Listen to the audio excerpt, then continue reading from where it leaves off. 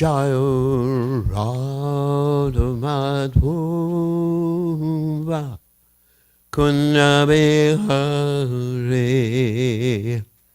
Jaya Radha Kunja Bihari Jaya Radha Madhava Kunja Bihari Rava Kunja Bihari Gopi Jana Madhava Girivardhana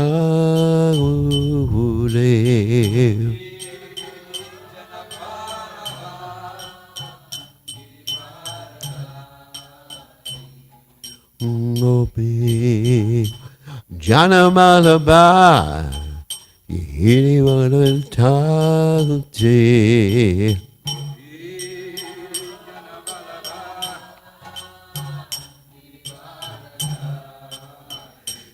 Yasodanandana Raja Jana Ranjana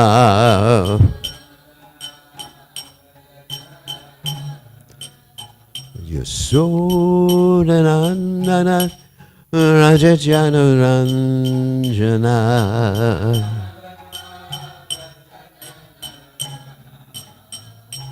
Yamuna Tera Ambanachare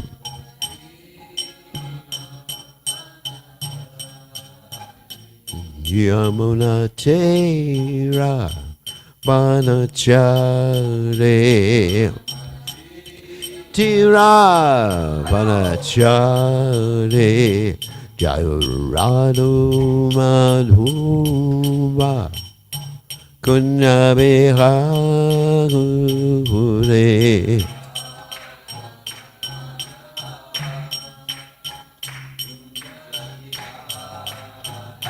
Jaya Radha Madhava Kunja Bihari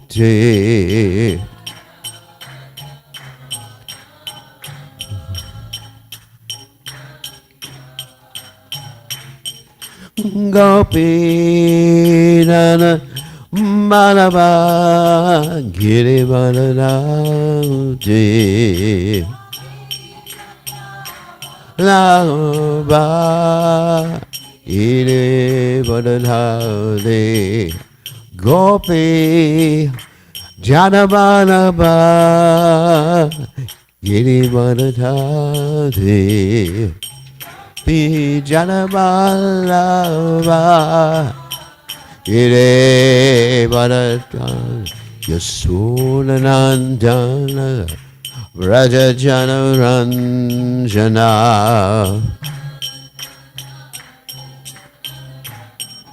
Yasodanandana Raja Jana Ranjana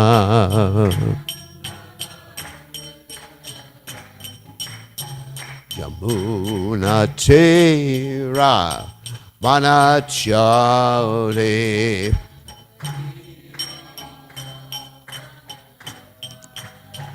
Yamuna Tera Banachare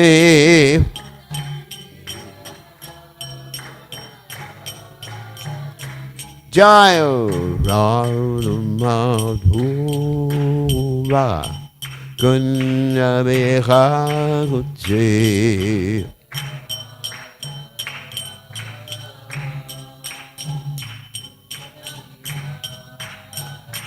Jaya Madhava Kunja Bihari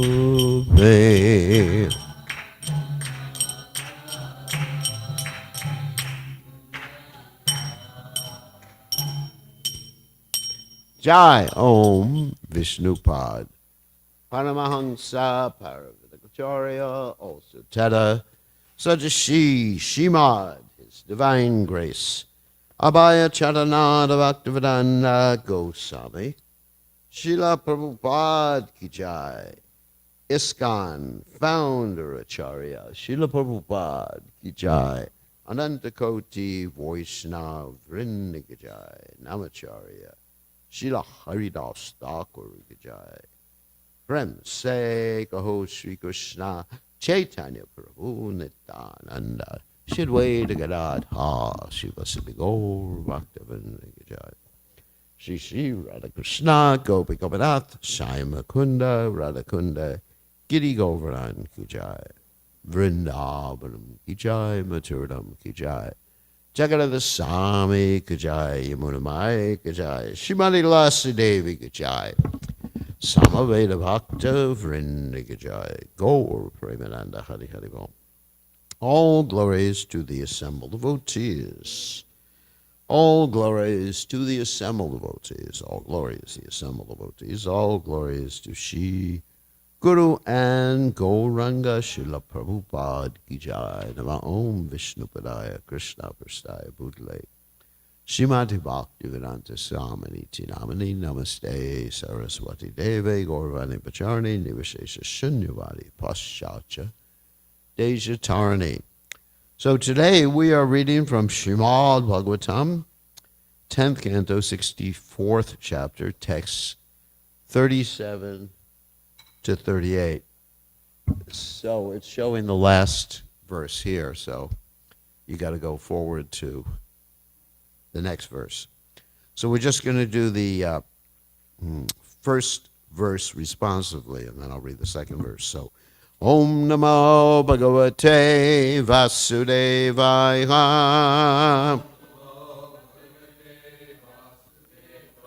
Om Namo Bhagavate Vasudevaya.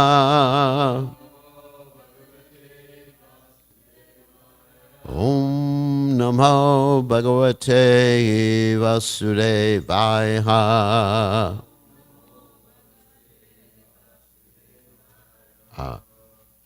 Grinonte Yavata Pangchon Krandatam Ashru Vindava Vipranang Rita Ritinam Vadanyanam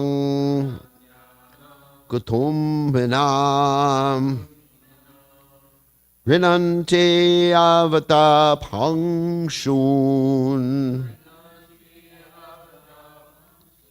Grandatam Ashubindava Vipranam Rita Vritinam Vadanyanam Kutumbinam Grinanti Avata Pangsun Grandatam Ashubindava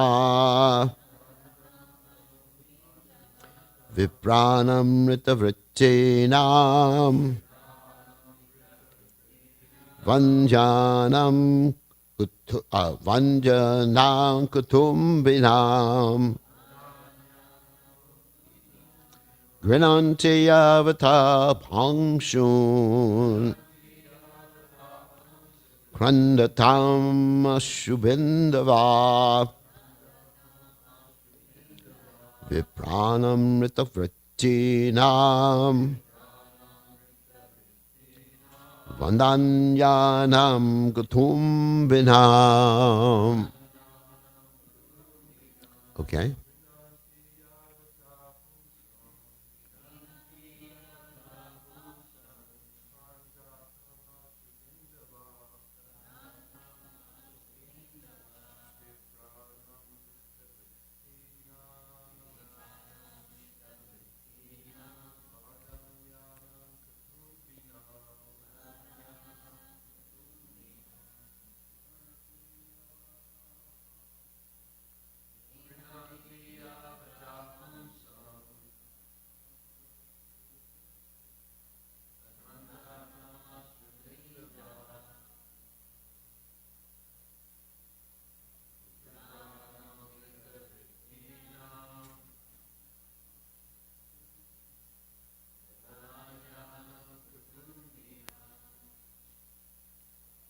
Ladies.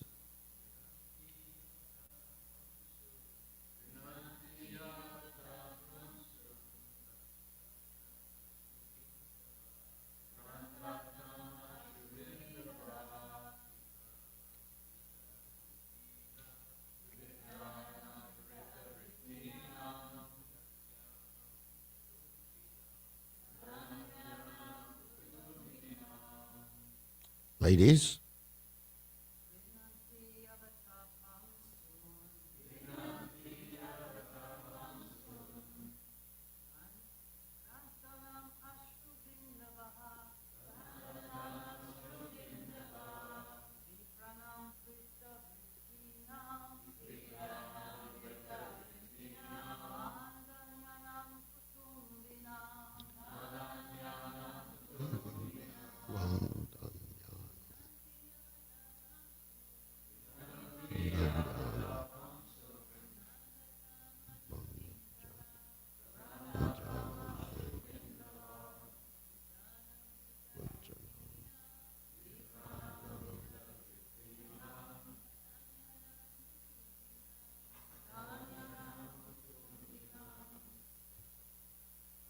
Right, I'll read the next verse. Rajanyo Raja Kuryascha Tavato Atavatobdan Nirankusha Kumbhi Pakeshu Pachante Brahmadaya Paharina. So we can repeat. Grinante, touch. Yavata, as many. Pangshun, particles of dust. Akrandatam, who are crying. Ashrubindava, teardrops. Vipranam, of brahmanas. Rita, taken away. Ritinam, whose means of support. Vanjanam, no, I'm sorry, Vadanyanam, generous. Kutumbinam, family men. Rajana, the kings. Rajakulya, other members of the royal families. Cha, also. Tavata, that many. Abdan, years. Nirankusha, uncontrolled. Kumbhi, Pakeshu, in the hell known as Kumbhipaka. Apachyante, they are cooked. Brahmadaya, of the Brahmana share. Apaharina, the usurpers. So translation, for as many years as there are particles of dust touched by the tears of generous Brahmanas who have a dependent family and whose property is stolen, uncontrolled kings who usurp a Brahmana's property are cooked along with their royal families in the hell known as Kumbhipaka. Shoo. You can repeat. For as many years as there are particles of dust touched by the tears of generous Brahmanas who have dependent families and whose property is stolen, uncontrolled kings who usurp a Brahmana's property are cooked along with their royal families in the hell known as Kumbhipaka. Oh my God. So I'm just going to read Jiva Goswami's commentary and then we'll speak. Krishna describes hellish life in 2 verses. These Brahmanas welcome guests of Vadanyanam, had their wealth stolen, and then cried in sorrow because they were unable to maintain their families without that wealth. In order to show the number of years in hell, this description is given. However, even if the Brahmana does not weep, the same hellish result occurs. Kings who are independent and who steal the Brahmana's wealth are cooked by Yama's servants in each one of the Kumbhipaka hells for as many years as there are Brahmana's tears in the dust. Wow. So, Om Gana Timidandasha Gananjana Shlakaya Chakshur Unminitam Yena Tasmai Shigaravena Maha. So I'm going to speak about two topics. What do you do? First topic is, what do you do if you're a relative of such a person who does those things? I think that's the first point. Second point that I'm going to try to deal with if we have time today is why all these descriptions are there in the Bhagavatam, and they're quite frightening descriptions.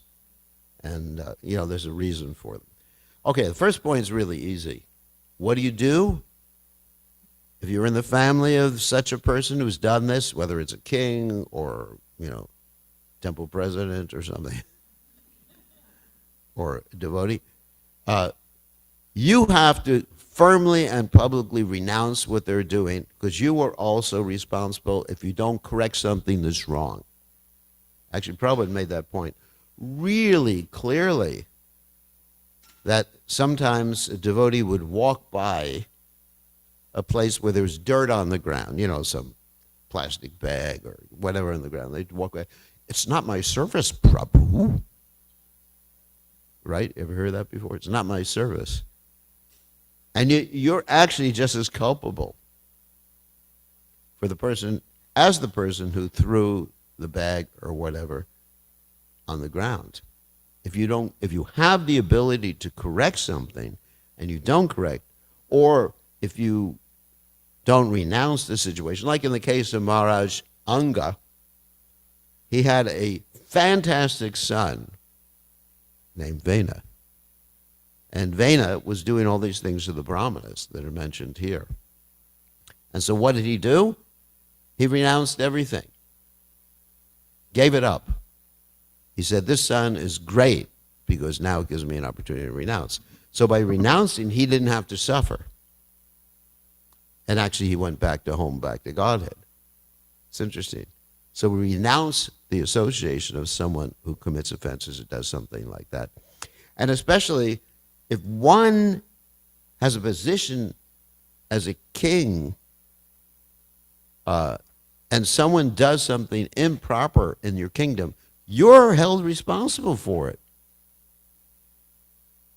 Either a king or a president or head of a mandali. Of course, there's that famous story I told, from the Ramayana, how this dog explained he became a dog because he was a temple president before. The dog was thank you for coming. The dog was a temple president, and he was responsible for some of the sinful activities happening, which he didn't correct in his mandali or temple, and then he became a dog. So if someone under your care does something, it reflects the person who's caring for them. Like one time a sannyasi, gave up sannyas, and he sent his danda to Prabhupada, and Prabhupada said, you embarrass me in front of Krishna. So in other words, there's a responsibility when someone who you have some authority over does something wrong, you actually have to suffer or correct it. If you correct it, then it's all right. I mean, I've had that experience sometimes too, that someone who is working with me does something improper, and then I have to apologize to, whoever was offended, and they keep saying, no, you didn't do it, it's not your responsibility. I said, it is my responsibility. I am responsible, even though I didn't tell the person to do this, but now I have to correct the person, and also I have to apologize for this happening, even though I had nothing to do with it, didn't know about it, found out about it, second hand, third hand. Still, there's that obligation, unless you want to suffer like that. Not just stealing a Brahman's property, committing offenses against Vaishnavas, committing offenses against any living entity. Then one has to rectify that, even if it happens, someone else does it, and you can take some responsibility for it. So, very, very important point. So we are responsible for others. I am, what did I say? I am my brother's keeper. Remember that. Especially if you take responsibility, like, you know, and actually Prabhupada did mention how the guru has to what? Suffer if the disciple does some nonsense, isn't it? Not that he gets karma, because the guru never gets karma, but he gets a reaction. Like Prabhupada said, sometimes the spiritual master has to have some, dreams. In the night he dreams about, getting attacked or, whatever type of dream it is. You may think it's very interesting. It's like Saturday matinee. Seeing the horror movies you used to see when you were a kid. It's not like that. It's not like that. And anyway, or some, Prabhupada said, disease. The guru gets sick. Like that. I mean, so it's not specifically a guru. It's anybody who takes responsibility for others. Parents are responsible for their children. Just like you see sometimes that if a child goes to the school and shoots people, that happens, not sometimes, this is quite often. In America, I read in the news every day there's some shooting. Sometimes it's by children. Every day there's at least 2 shootings that you read about in America. Welcome to America. So anyway, so the parents are held responsible because they didn't lock the gun up, because they didn't train the child properly. Sometimes the parents are put in prison, even though the child has been killed because, they were protecting. So there's that responsibility. And therefore you have Lord Dashavadeva say, no one should become a father or mother unless they're capable of freeing their dependents from the cycle of birth and death. Of course, you try your best, and if they don't do it, that's up to them.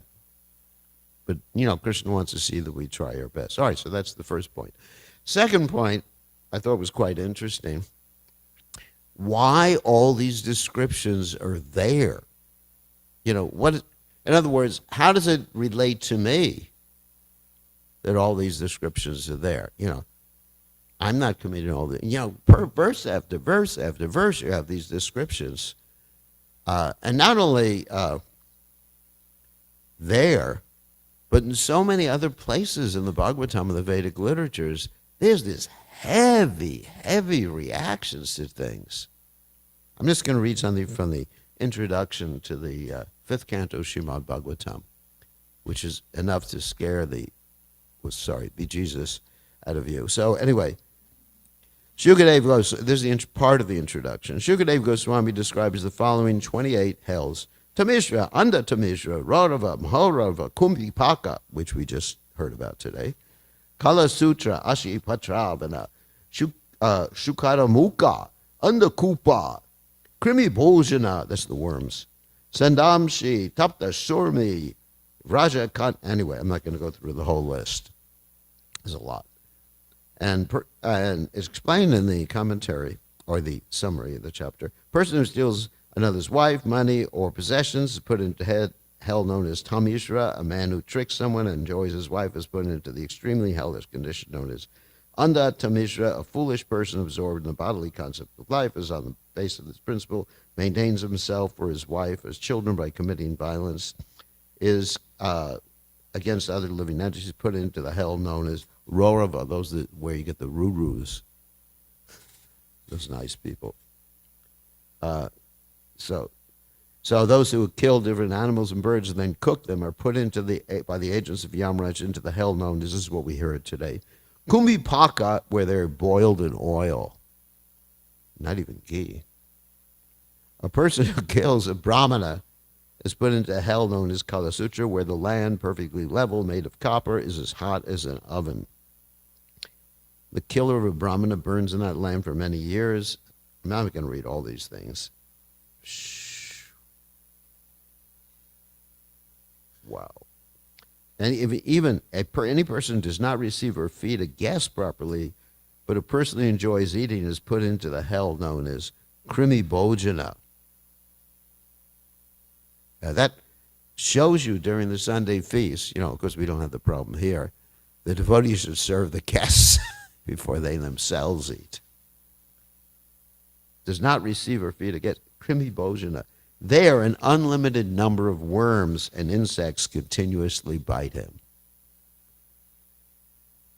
A thief is put, of course I don't have time to read all these nectar descriptions. A thief is put into the hell known as Sandamsha. A person who has sexual relations with a woman who is not to be enjoyed is put into the hell known as Taptat. Anyway, there's so many of these hells which we don't have time. If any of you are interested to read about hells, they're all in the 26th chapter of the 5th canto of Srimad Bhagavatam. Okay, so we have those descriptions that are quite frightening.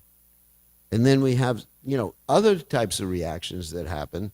And, heavy stuff. I was even thinking about how Lord Chaitanya Mahaprabhu rejected Junior Haridas just because he made a little mistake, isn't it? I mean, wow. Oh, my God. I'll never talk to a lady again. We should have the ladies in a separate room listening. No, I don't think like that.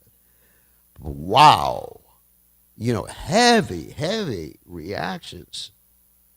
And then Amoga, who was mentioned yesterday, who ultimately got Lord Chaitanya's mercy because he was associated with Sarvabhauma Bhattacharya.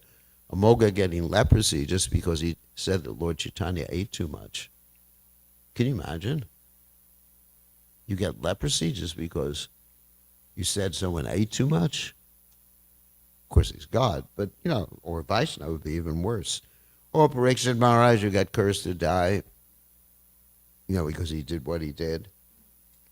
And, Gopal Chakravarti, who offended Srivas Thakur, actually, offended Haridas Thakur, and he got leprosy. And, I can go through a list. I wrote a list of all these. Chitraketu, who just happened to laugh at the wrong time, became a demon. Bharat Maharaj, just was too affectionate towards his pet. We use that sometimes, too, when we're preaching to people who are very attached to dogs. It doesn't work. I find it burns out the devotee. Says, you're too attached to your dog. You know what, Prabhu? Next life, bow wow for you. I use these things, but it's heavy. Or Prakasananda Saraswati, who was a Mayavadi, and he got leprosy also.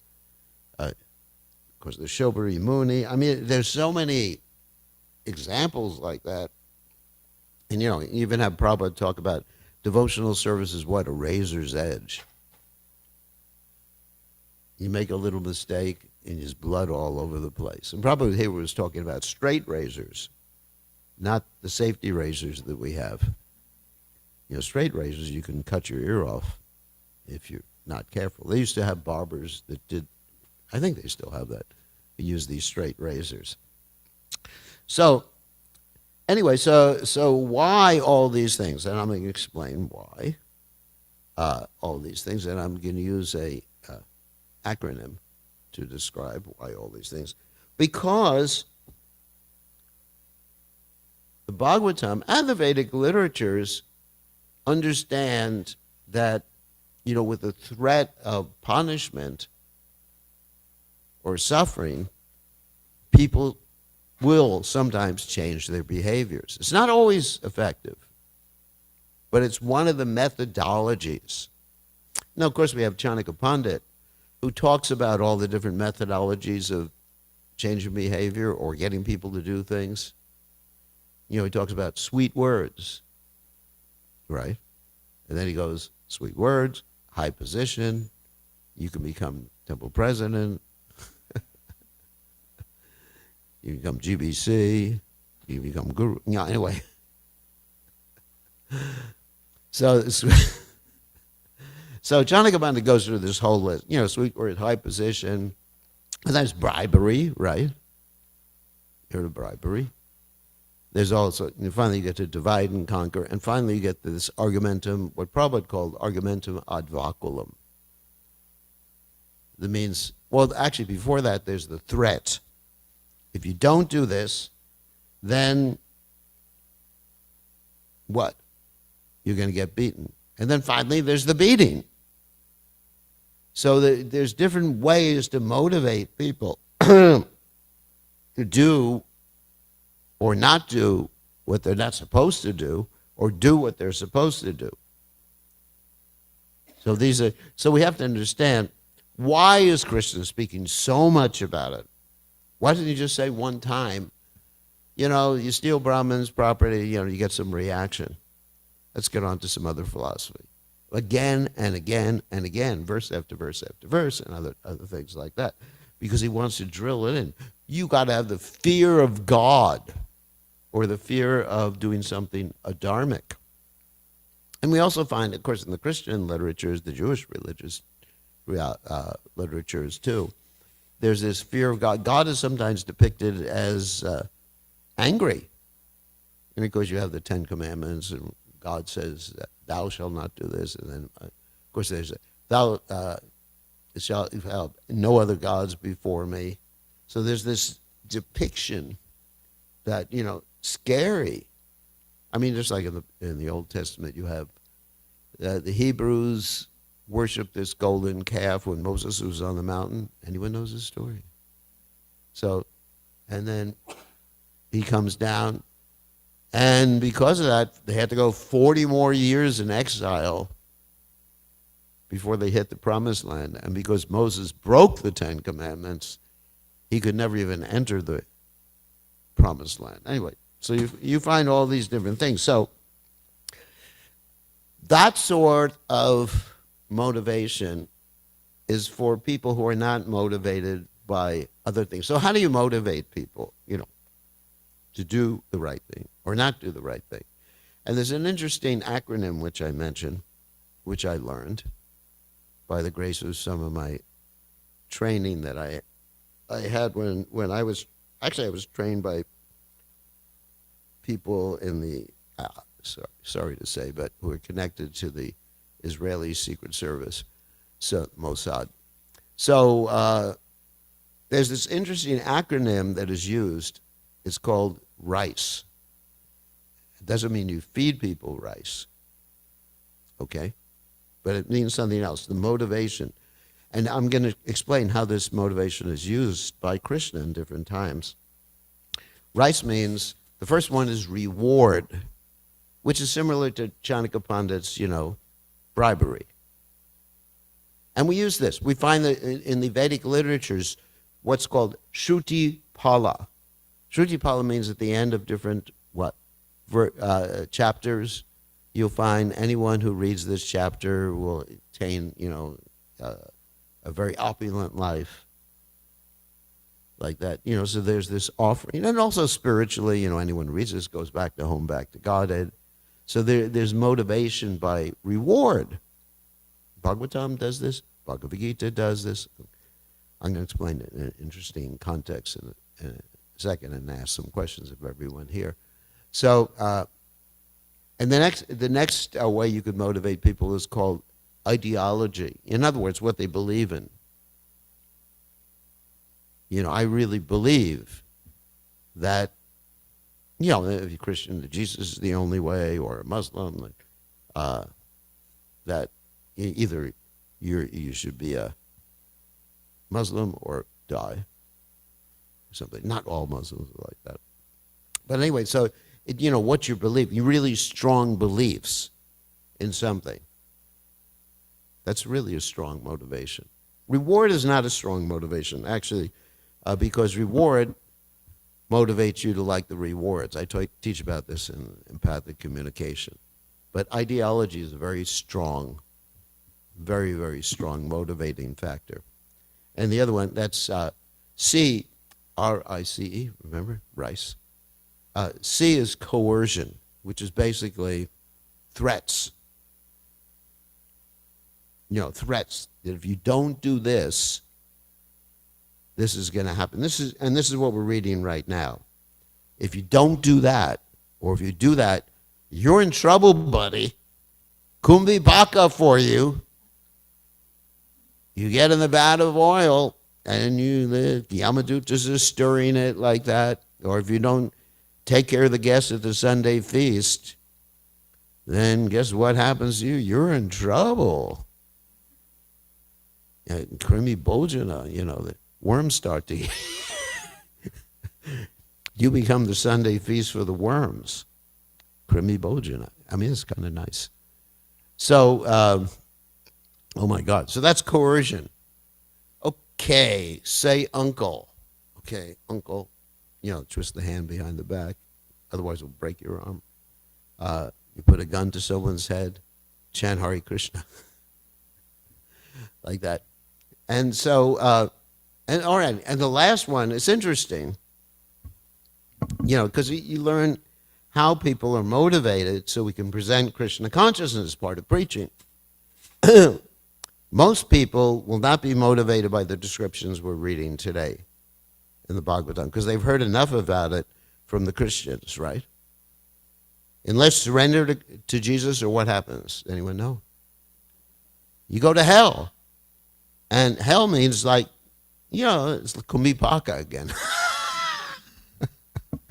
Christian hell is kumbhipaka, where the demons or what we would call Yamadutas, you're just there, and that's it. You made a mistake one lifetime, didn't surrender to Jesus, kumbhipaka for you. So it's not that effective. For some people, it's effective, but not for intelligent people. You understand? It's not effective. So the last one is actually extremely effective. The last motivating factor is called ego. Now, ego doesn't mean false ego. It means your conception of yourself. Like if you think of yourself as what? Jivera Swarupa Hoy, Nitya Krishna Das, then, oh my God, this is how I'm supposed to act. So that's very much connected with ideology. What you believe in. So I'm a servant of Krishna. I'm a servant of Prabhupada. So it's a question of self-image. And really, that sort of concept of oneself keeps one on the straight and narrow path. Because, in other words, sarvo parivanir muktam tatpadratvena nirmalam rishikena rishikesha sevanam bhakti ruchate. What does that mean? You give up any other designation of yourself. Well, I'm not the enjoyer. Sarvo parivanir. All upadis. Upadi means designation. Vinir muktam. Become liberated. Tatpadratvena nirmalam. You become nirmala. That means without impurities. Rishikena rishikesha sevanam. You understand what? Your identity. I'm a servant of the Lord of the senses who's meant to please the senses. Rishikesh. You understand? That's the name of Krishna. Rishikesh. Rishikena rishikesha sevanam. Bhakti rutabam. And then you're very motivated, and it's not by reward or punishment. I mean, I personally am not motivated by the punishments here. I mean, I like to serve people at the Sunday feast because I like it. I like when people take prasadam because my identity is Gopi Bharta Padakamala Dasa Dasa Dasanus Dasa, isn't it? There's actually no higher ecstasy other than serving the Vaishnavas and serving people, isn't it? Krishna is very explicit about this in the Bhagavad Gita. Okay, I want to get to this. So anyway, so these are, without getting into further detail, we can talk more about these motivating factors. And you also motivating yourself too. Analyze what motivates me. Reward, punishment, like that, or my conception of myself, or what I believe about the world, what I believe about religion. It's really, really important. But frankly, all these punishments, I don't get motivated by. But, there are a lot of people who do get motivated by it. Perhaps the majority of people get motivated by it. All right. So I just want to ask some questions to everyone here instead of you asking questions of me. Let's get on to the Bhagavad Gita. Okay, let's go with this acronym. Okay, remember the different RICE? That's very interesting. Okay, so how is Arjuna motivated by R, reward? In the beginning of Bhagavad Gita. Anybody come up with this? Yeah, you'll get a kingdom, you'll go to, the heavenly planets, whether you die or live. You go to the heavenly planets. Krishna's so using that. Of course, it doesn't work with Arjuna. Obviously, that's not Krishna's ultimate point. And then, the next one is ideology. This is a really strong one. So that's most of the Bhagavad Gita's ideology. I don't have that much time. Krishna's the Supreme Personality of Godhead. Duty is to surrender to him, sarvadharma praja. That's all ideology. The next one is coercion. Where does that fit in? You lose your honor. People will make fun of you. So here's the threat. It's not just implicit, it's an explicit threat. And finally, we have ego. And not false ego, the conception of himself as a Kshatriya, conception of himself as a servant of Krishna. Krishna appeals to him with that. So the strong ones that get Arjuna to actually surrender at the end are ideology and his concept of himself. As a Kshatriya and also as a servant of Krishna and a friend of Krishna. So, anyway. Supposed to greet the deities. So I thought it was interesting to analyze why all these heavy descriptions are there. What is the purpose? Everything Bhagavatam has is a purpose. There's a purpose to it. I mean, there's stories to attract us to Krishna's pastimes, but there's actually a purpose to all these things that Krishna said. He doesn't say things just because, he just wants to spout off about it. He says these things because, and they're in the Bhagavatam, because the Bhagavatam is Bhavo Shrotra Mano Bhiramat Ka Uttama Shloka Gunanavadat. That it is the medicine, this is the fourth verse in the first chapter of the 10th canto, is the medicine that purifies ourselves. So it's tasty medicine, but it's also medicine. Okay, on that happy note, and if you don't believe me, you're going to... sorry.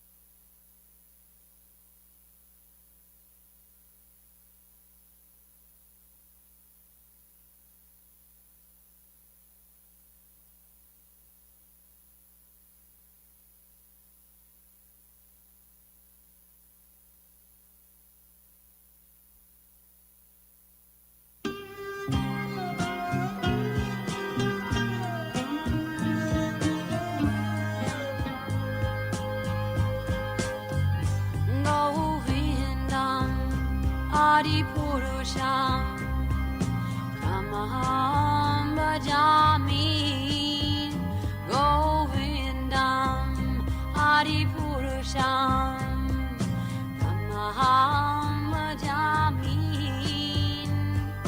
Govindam Adi Purusham Tamaham Bhajami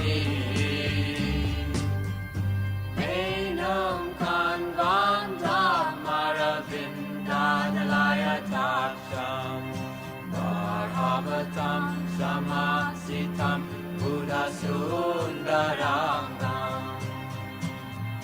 Kandar Agom Vidamaniya Vishesha Shobha Govindam Adi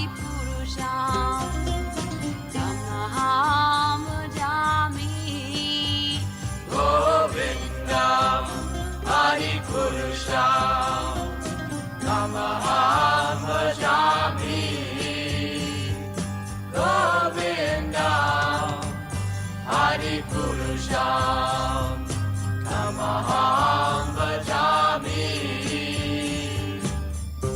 Andani Yasa Sakale Priya Priti Manti Vasyanti Panti Kayanti Chiram Naganti Ananda Chinmaya Sadhu Jala Vigrahasya Govindam Adipurusham Namaham Bhajami Govindam Adipurusham Namaham Bhajami Govindam Adipurusham Namaham Bhajami Govindam Adipurusham Namaham Bhajami Govindam Purusham Bhajami.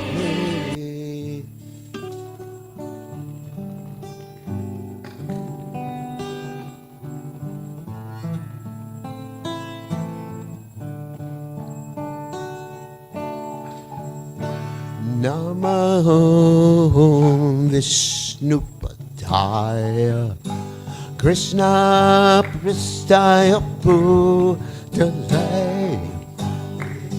Shrimate Bhaktivedanta Samaniti Namante Namo Vishnupadaya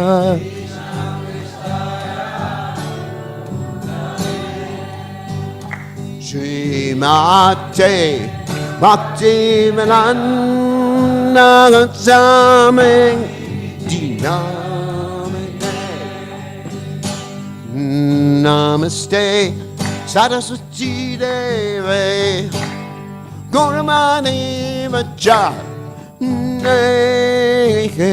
Nivesesha Shunavani Vasacha Jayasacharane Namaste Te Devi Charane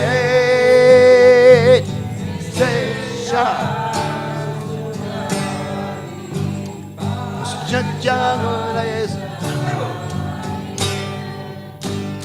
Jaya Sri Krishna Chaitanya Prabhu Nityananda Shri Advaita Gadadhara Sivasari Gaura Krishna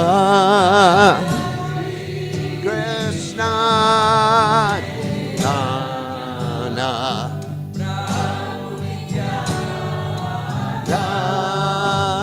Sri Advaita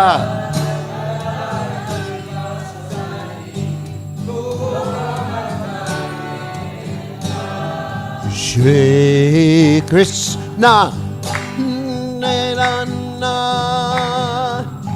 Ramanityananda Sri Advaita Gadadhara Sivasari Naraturinda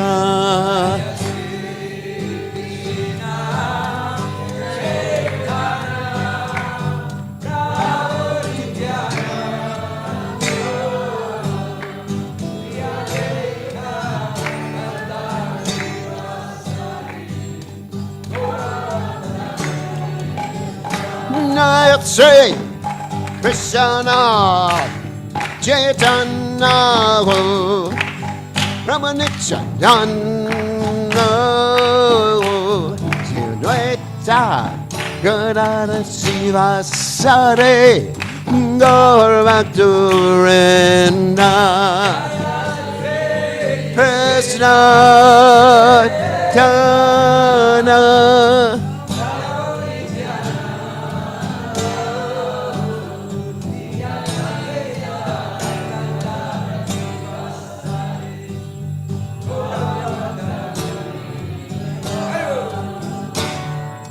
Hare Krishna, Hare Krishna, Krishna Krishna, Hare Hare, Hare Rama, Hare Rama, Rama Rama, Hare Hare.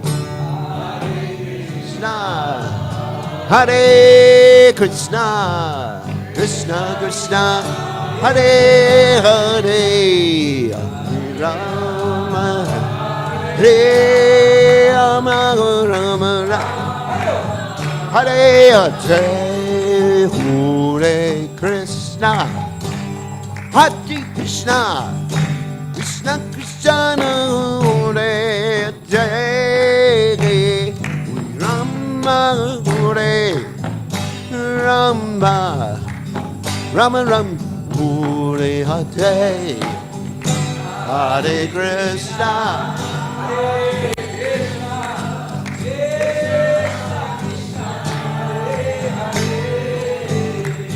Hare Rama,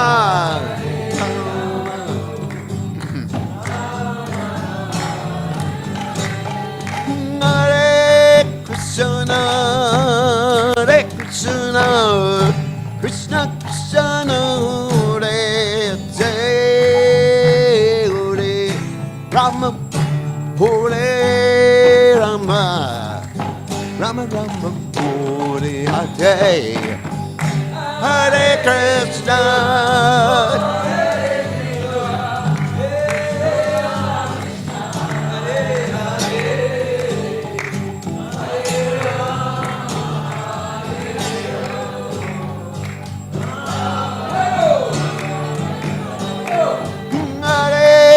Krishna, Hare Krishna, Krishna Krishna, Hare Hare, Hare Rama, Hare Rama, Rama Rama, Hare Hare, Hare Krishna.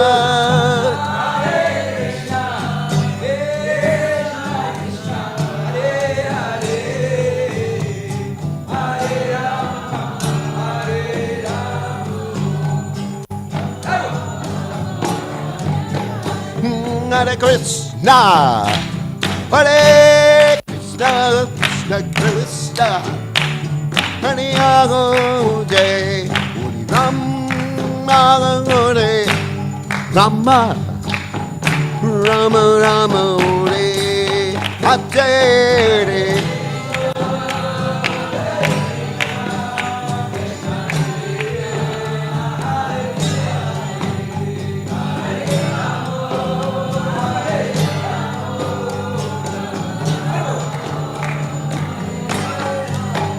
Hare Krishna, Hare Krishna, Krishna Krishna, Hare Hare, Hare Rama, Hare Rama, Rama Rama, Hare Hare.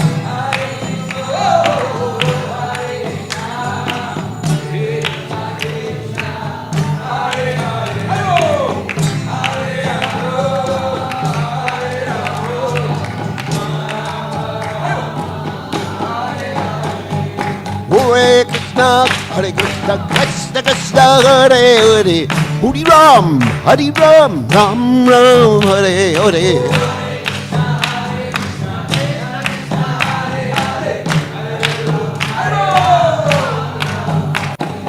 Hare Krishna, Krishna Krishna, Hare Hare, Hare Ram, Ram Ram, Hare Hare.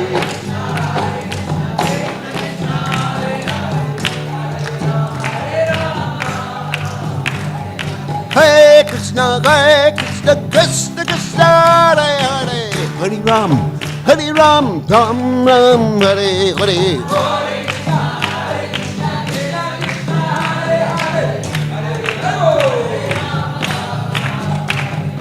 Hare Krishna, Krishna Krishna, Hare Hare, Hare Ram, Ram Ram, Hare Hare.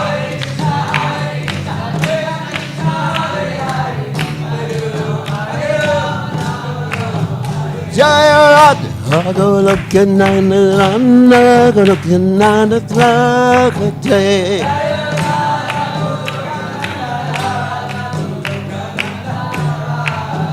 Jaya Radha Golokananda Radha Golokananda Trakate.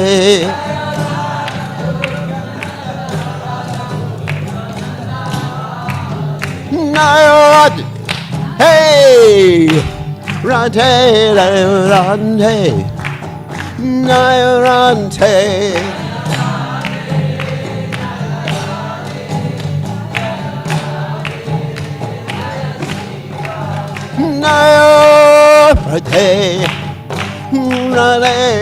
rante, rante.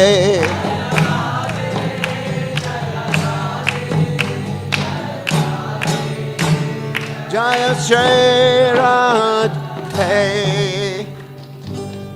Jai Om Vishnu Pad. Also as she Shimad. His Goswami, Srila Prabhupada. ISKCON founder Acharya Prabhupada. Namacharya Shilahridas Thakur Ki Jai. Prem Se Kaho Sri Krishna Chaitanya Virabu Nityananda. She had waited to get out.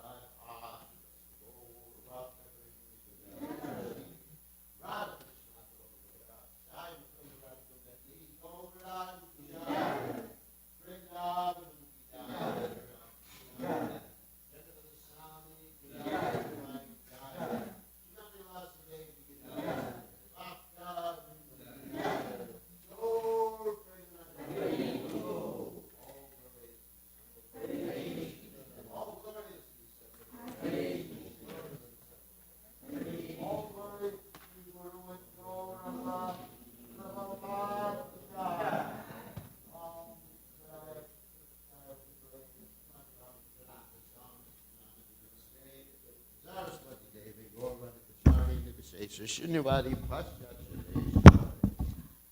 Cheto Darpinamarjanam Bhavam Mahadvakti Nirvapanam Shreya Kairavya Chandrika Vitaranam Vidyavadu Jivanam Anandam Buddhivardhanam Pradipadam Purnamritaspadanam Sarvatmasnapadam Param Vijayate Shri Krishna Sankirtanam Nam Nam Akari Bauda Nija Sarva Shaktish Tatrapita Nimata Smaranena Kala Etadrishita Vakripa Bhagavan Mamapi Durdaivrami Drishaniya Nani Nanuraga Trinada Pisanichena Tarariva Sahishnuna Amanina Manadena Kirtiliya Sadahare Nadanam Najanam Nasundarim. What do you say?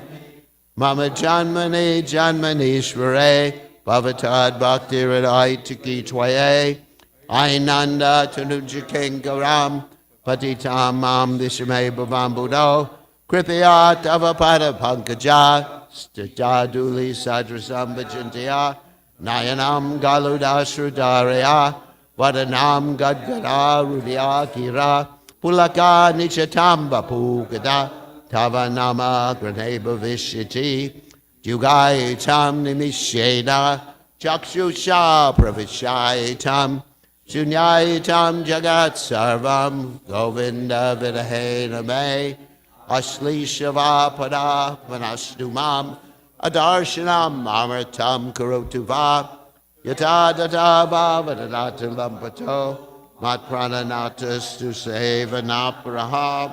Victory to the Sri Krishna Sankirtan, which cleanses the heart of all the dust accumulated for years and extinguishes the fire of conditional life, of repeated birth and death.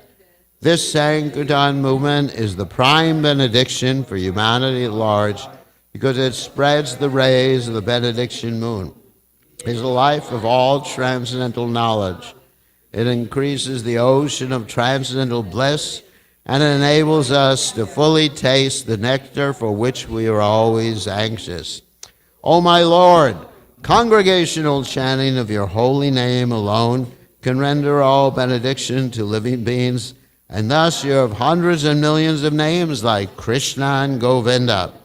In these transcendental names, you've invested all your transcendental energies. There are not even hard and fast rules for chanting these names. O my Lord, out of kindness, you enable us to easily approach you by your holy names, but I am so unfortunate I have no attraction for them. One should chant the holy name of the Lord in a humble state of mind, thinking oneself lower than the straw in the street. One should be more tolerant than a tree, devoid of all sense of false prestige, and should be ready to offer all respects to others. In such a state of mind, one can chant the holy name of the Lord constantly. O Almighty Lord, I have no desire to accumulate wealth, nor do I desire beautiful women, nor do I want any number of followers. I only want your causeless devotional service, birth after birth.